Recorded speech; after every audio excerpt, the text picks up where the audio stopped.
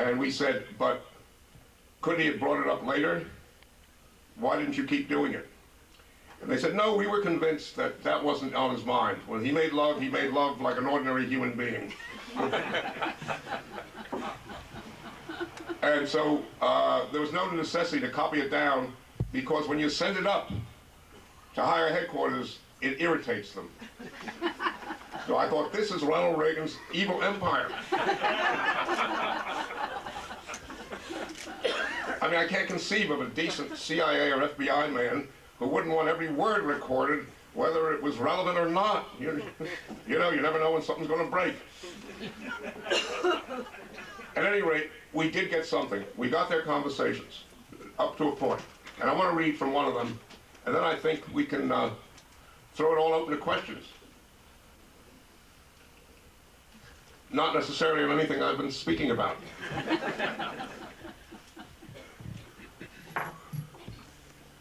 They refer to Marina, I mean, talk of sexist, they always refer to Marina as wife in the transcripts. Wife. And Oswald was known as OLH, Oswald Lee Harvey, OLH. I changed it to LHO in the book for simple reading, so it's going to be wife and LHO, or Oswald.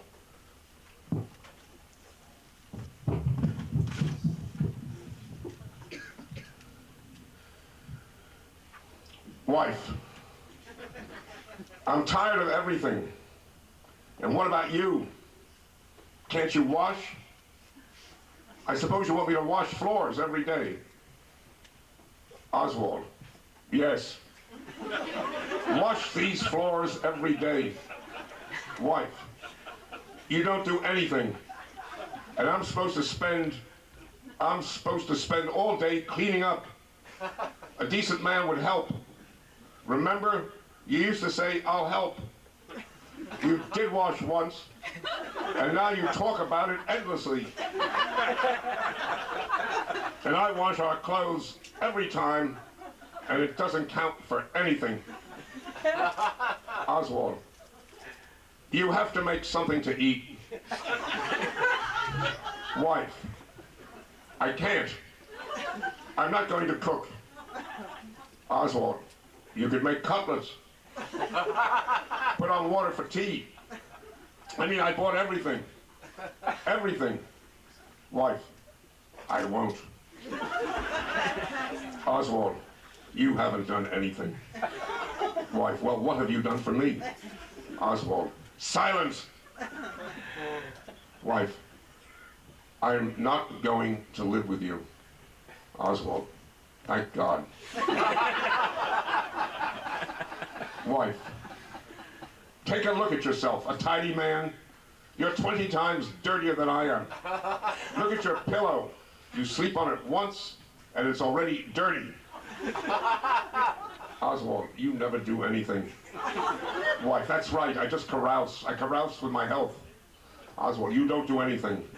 Wife, have you ever cleaned up in this apartment just once? I've done it 21 times. You'll do it and then talk about it all day. Oswald, this house has to be cleaned every day. There's dirt in our kitchen. Dirt everywhere. What good is that? You sleep until 10 in the morning and you don't do anything. You could be cleaning up during that time. Wife, I need my sleep. If you don't like it, you can go to your America. Oswald, please, thank you. Wife, you're always finding fault. Nothing's enough. Everything's bad. Oswald, you're ridiculous. Lazy and crude. Wife, I want you to feel what it's like to be me for one day. After a silence, she begins to cry. She begins to cry was written by the transcriber who was looking through the keyhole. Oswald, well, what's the problem? Get out, I'm not your housekeeper. Give me proper conditions. Oswald, don't cry, I'm just saying that you don't want to do anything. Wife, so? I never washed our floors? You're not a good housewife. No, not a good housewife. Wife, you should have married a good one. They're silent. Wife, if you don't like it, you can go to your America. Oswald, I've told you for a long time that you don't do anything. Wife, I wash these floors every day. Oswald, it's dirty. Wife, what's dirty to you is clean to me. I washed floors yesterday and you walk around in shoes. Oswald, there's dirt and dust because you open our balcony doors. And so forth, and so forth, and so forth.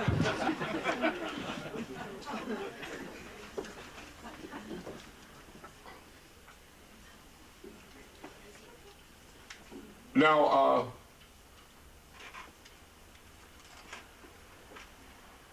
I'm ready for your questions. Let me suggest a protocol on this. I like short questions. If they have a mean edge, so be it. There's a marvelous remark made by old club fighters. They say, I'm an old club fighter, and I get mad when you miss. Now, I can see very few of you, some person understands the truth, the depth of that remark. I'm an old club fighter, and I get mad when you miss. Why? Because old club fighters are so bombed by their experience that it takes a really good hit to wake them up.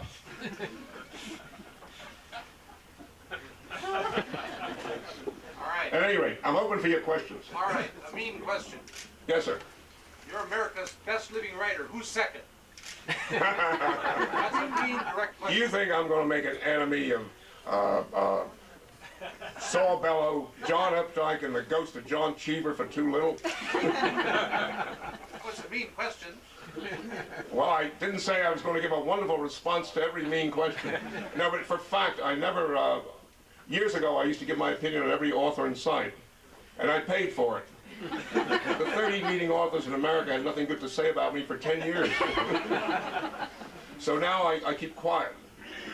Prudence and moderation have become my close companions. Yes, sir. What worries you the most about Rush Limbaugh? What worries me the most about Rush Limbaugh is that he doesn't have an honest heart. I mean, I can live with it.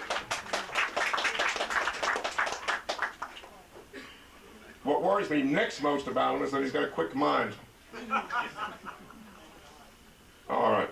But that's easy, Rush Limbaugh. You know, we're all stamping on him. So. Yes, sir. Who was more moral, do you think, Gary Gilmore or Lee Harvey Oswald? Oh, that's a tough one. Who was more moral, Gary Gilmore or Lee Harvey Oswald? Well, if I had my wits, I could go on about that for an hour, couldn't I? I'm going to say what I think here, which is that there's not a clear answer. Gary Gilmore had a kind of spiritual depth of an odd sort. I always felt that Gilmore believed that he had a soul, and that soul could expire before he died, and that therefore he had to seek execution or some kind of apocalypse in order not to have his soul extinguished in prison.